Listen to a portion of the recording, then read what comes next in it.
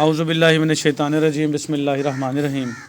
आज हमने पढ़ना है बेटा बायोकेमिस्ट्री पेज नंबर 46 के बिल्कुल लास्ट से पढ़ना है। आज हमने पढ़ना है इफ़ेक्ट ऑन प्रोटीन मेटाबॉलिज्म।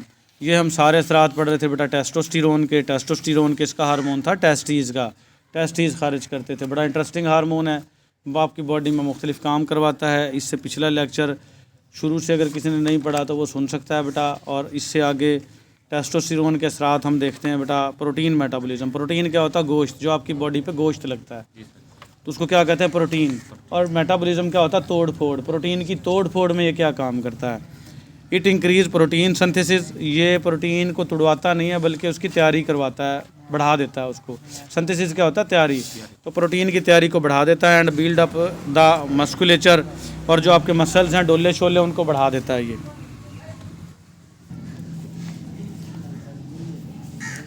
तो बेटा प्रोटीन की जो तैयारी है उसको बढ़ा देता है। एंड बिल्ड अप मस्कुलेचर, और आपके मसल्स यानी कि डोले शोले उनको बढ़ा देता है ये। जैसे ही जवान होने लगता है ना बंदा, तो टेस्टोस्टेरोन आ रहा है, खूबसूरत हो जाएगा उसका जिस्म, डोले शोले ऐसे लगेगा।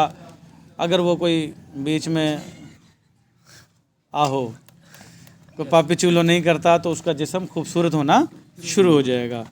काज पॉजिटिव एंड टू बैलेंस, जो नाइट्रोजन का बैलेंस है उसकी वजह बनेगा, डिक्रीज ब्लड यूरिया लेवल। और ब्लड के अंदर जो यूरिया है, यूरिया क्या होती? खाद। यूरिन से, ये ख़तरनाक केमिकल है यूरिया, बॉडी में बनती है मेटाबॉलिज्म के दौरान। क्या बनती है? यूरिया। और यूरिया यूरिन के ज़रिए, यूरिन है यूरिया से, पेशाब के ज़रिए वो बाहर निकाल दी जाती है। तो ये बन के सेल में बनती है, आती कहाँ है? ब्लड में। और ब्लड से किस में? गुर्दों के ज़रिए बाहर निकाल दी जाती है। तो ब्लड के अंदर जो यूरिया का लेवल है उसको कम करवाएगा ये। कौन? टेस्टोस्टेरोन की बात हो रही है। फिर आ जाएगा effect on central nervous system. CNS क्या होता है? Central nervous system. Central nervous system में दो चीज़ें शामिल होती हैं, दिमाग और हराम मगज़, जिसको स्पाइनल कॉर्ड कहते हैं इंग्लिश में। हराम मगज़ का मतलब ये नहीं भी हराम है वो, उसका नाम है ये हराम मगज़, ठीक है। ये रीढ़ की हड्डी के अंदर दरमियान में बारीक सा धागा होता है जो पैगाम रसानी का काम करता है। बॉडी में जो भी पैगामात हैं उनको दिमाग तक पहुंचाता है, और दिमाग के पैगामात तक को जिस्म के दूसरे मुख्तलिफ हिस्सों तक लेके आता है। तो वो काम होता है किसका? स्पाइनल कॉर्ड का। तो ये जो आपका टेस्टोस्टेरोन है किस पर असरात करता है? सेंट्रल नर्वस सिस्टम पर। क्या? Increase libido. किसको? लिबिडो क्या होता है बेटा? शहवत। जब आपका अपोजिट मतलब मेल का फीमेल के साथ इंटरकोर्स करने का दिल करे, मिलाप करने का दिल चाहे और शहवत आए, आपकी ख्वाहिश पैदा हो, तो उसको क्या कहते हैं? लिबिडो। क्या कहते हैं? लिबिडो। तो इंक्रीज़ करता है लिबिडो को by directly acting on central nervous system. Central nervous system पर डायरेक्टली असर करता है। जैसे ही बंदा जवान होता है, जवानी को पहुंचता है, तो लाजमी तौर पर उसकी जो ख्वाहिशात हैं मिलाप करने की वो बढ़ना शुरू हो जाती हैं। तो ये क्या होती है? लिबिडो। क्या होती है? लिबिडो। और ये किसकी वजह से हो रही है? टेस्टोस्टेरोन। देखो टेस्टोस्टेरोन क्या काम कर रहा है। कल से हम टेस्टोस्टेरोन पढ़ रहे हैं, पहला पार्ट 1 लेक्चर पढ़ा इसका हमने, और अब हम दूसरा पढ़ रहे हैं। दाढ़ी उगने का जिम्मेदार भी कौन है? टेस्टोस्टेरोन। और गंजा, सर का गंजा होने का जिम्मेदार भी कौन है? टेस्टोस्टेरोन। सीने पर बाल उगने का और नाफ के बाल उगने का जिम्मेदार भी टेस्टोस्टेरोन। आपकी आवाज़ के भारी होने का जिम्मेदार भी टेस्टोस्टेरोन। तो ये कितने काम कर रहा है टेस्टोस्टेरोन। अब आ जाएगा इफेक्ट ऑन बोन। हड्डियों पर भी असर करता है ये। हड्डियों पर क्या असरात करता है? इंक्रीज थिकनेस ऑफ बोन्स, हड्डियों की मोटाई में इजाफा करता है। ज़ाहिरी बात है बेटा, अब आपने सारे काम करने हैं तो हड्डियाँ भी तो मजबूत होनी चाहिए ना। अल्लाह का कैसा निज़ाम है, देखो अब ये हड्डियाँ भी मजबूत करवा रहा है। कौन? Testosterone. Increase total quantity of bone matrix, हड्डियों के अंदर जो गुद्दा होता है ना उसको क्या कहते हैं? Bone matrix. और जो आप शादियों वगैरह पे या बड़े जानवर की हड्डी वो यूँ करके निकाल के खाते हो, मिख निकाल के खाते हो, वो क्या होती है? Bone matrix. और वो बड़ी इंपॉर्टेंट चीज़ होती है बेटा बोन मैट्रिक्स। तो बोन मैट्रिक्स जो है उसकी क्वांटिटी में इजाफा करता है ये। Increase the deposition of calcium salt in the bone, हड्डियों के अंदर जो कैल्शियम का साल्ट है, कैल्शियम से हड्डियाँ मजबूत होती हैं, उसके इजाफे की वजह बनता है।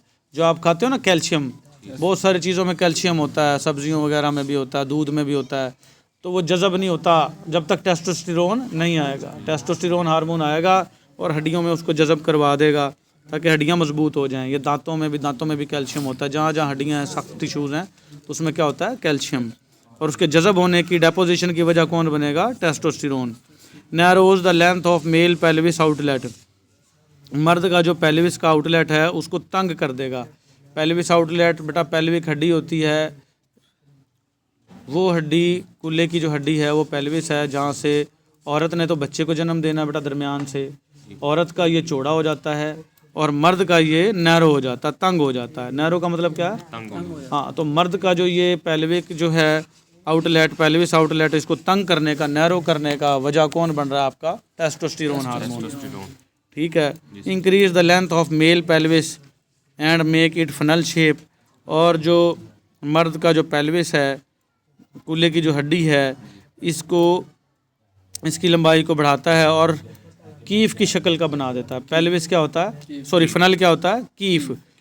जो कीफ आपने देखी है, जो मुख्तलिफ जो है वो तेल शेल डालने के लिए प्लास्टिक की यूज़ करते हैं, या दूध वाले भी यूज़ करते हैं, बोतल में दूध डालना हो तो वो फनल होती है। उसको इंग्लिश में क्या कहते हैं? फनल। फनल शेप बना देता है।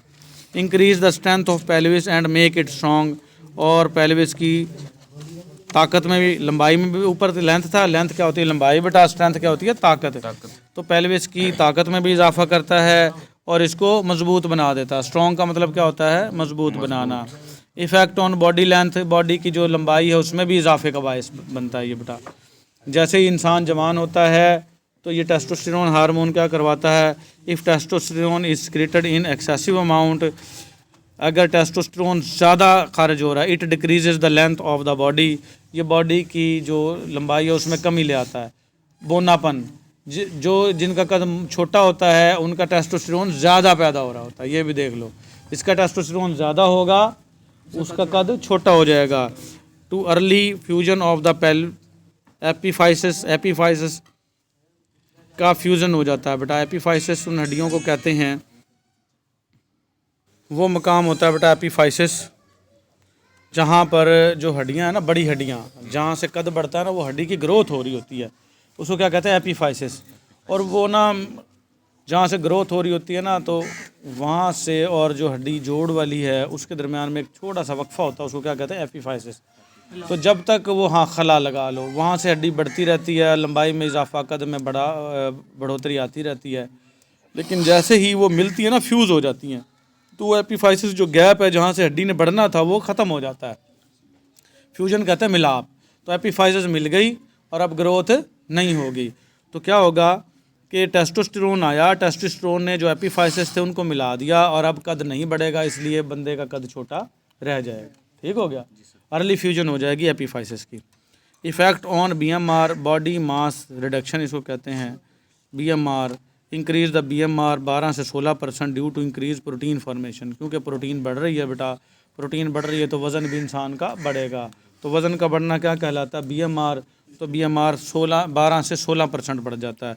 तो ये भी मारूजी बन सकती है बेटा कि टेस्टोस्टेरोन बीएमआर पर क्या असरात करता है, तो आपने बता देना है कि ये 12 से 16% बीएमआर को बढ़ा देता है। उसका बाद आ जाएगी बेटा effect on red blood cell. Red blood cell पर क्या असरात करता है बेटा? अब देखो, खारिज तो टेस्टीज कर रहे हैं और असरात इसके रेड ब्लड सेल्स तक भी जा रहे हैं, तो क्या होगा? Testosterone increase the number of red blood cell 15 से 20%, तो आपके खून के अंदर खून भी बढ़ा देता है ये 15 से 20%।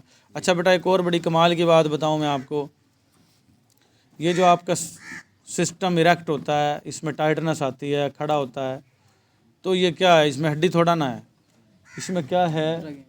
वेन्स हैं, आर्टरीज हैं बहुत बारीक, और इसमें ब्लड प्रेशर बढ़ जाता है। ब्लड प्रेशर बढ़ता है तो इसमें लिबिडो आती है, शहवत आती है, इसमें टाइटनेस आती है। तो ब्लड ज़्यादा होगा तो बनेगा ना। तो अब ये देखो, टेस्टोस्टेरोन खून को भी बढ़ा रहा है। कितना बढ़ा रहा है? 15 से 20%।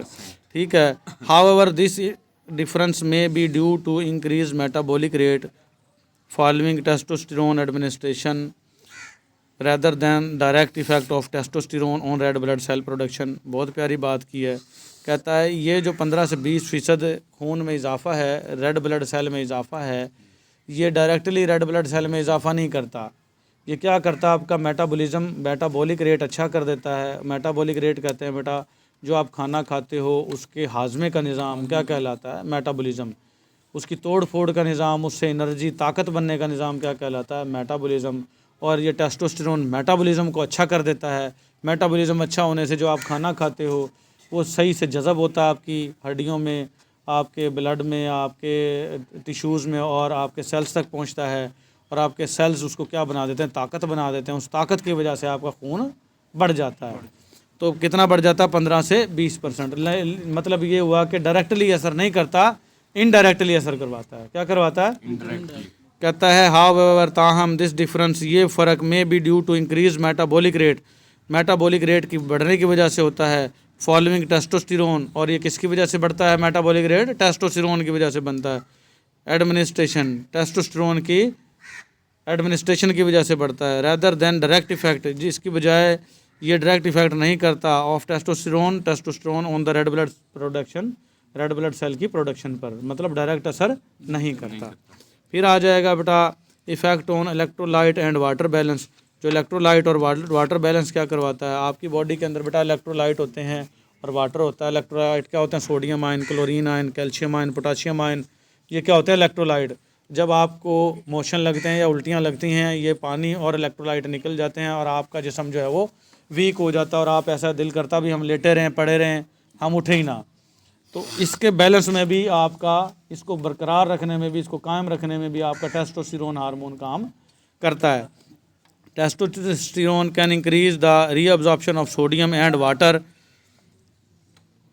In the distal tubules of the kidneys. Kidneys क्या होते हैं बेटा? गुर्दे, और गुर्दों के साख्त और फेल की इकाई क्या होती है? नेफ्रॉन। किसी ने पढ़ा हो तो नेफ्रॉन के बारे में पूरा लेक्चर बना हुआ है मेरा बेटा, नेफ्रॉन सुन सकता है। और उसके अंदर एक होती है प्रॉक्सिमल ट्यूब्यूल, पहली बलदार नाली, और एक होती है डिस्टल ट्यूब्यूल, आखिरी बलदार नाली। तो डिस्टल ट्यूब्यूल क्या होती है? आखिरी बलदार नाली होती है। उसके अंदर से पानी की और सोडियम को दोबारा इंतज़ाब करवाता है बॉडी के अंदर, ताकि ज़्यादा खारिज ना हो और बैलेंस बरकरार रह सके। This effect of testosterone is minor degree. तो ये टेस्टोस्टेरोन का ये असर जो है वो बहुत कम डिग्री का है, माइनर डिग्री का है। तो उम्मीद है आपको बेटा मेरी सारी बातें समझ में आ गई होंगी। मेरा जो लेक्चर है, जो बच्चा गौर से सुनेगा इंशाल्लाह उसकी 60 नंबर की मारूज़ी मुकम्मल हल होगी। उसके कानों में मेरी आवाज़ गूंजेगी कि सर ने ये चीज़ें फ़लाँ बताई थी, क्योंकि मैं एक एक चीज़ की वजाहत करता हूँ, कोई एक ऐसी चीज़ नहीं छोड़ता जिसकी वजाहत किए बिना आगे गुजर जाऊँ। तो अगर मेरे लेक्चर्स की आपको समझ आती है तो बेटा दोस्तों को मशवरा दें, ताकि जो लोग बिना फ़ीस के तैयारी करना चाहें घर बैठे तो वो अच्छे से तैयारी कर सकें। और मेरे चैनल पे आएँ, सब्सक्राइब करें, लाइक करें, शेयर करें। मिलेंगे अगले लेक्चर में। आज के लिए इतना ही। अल्लाह हाफिज़।